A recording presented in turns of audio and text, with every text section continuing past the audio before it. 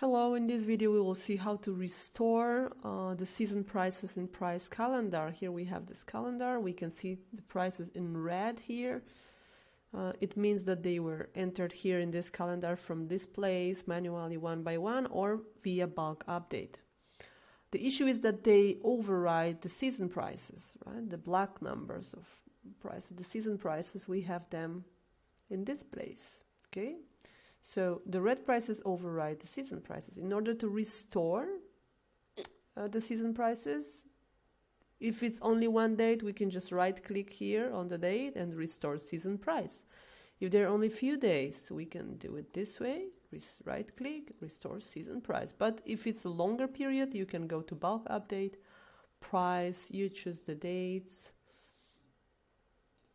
the room, the rate, and restore season price, and we can see that the system restored the prices and they are season prices again.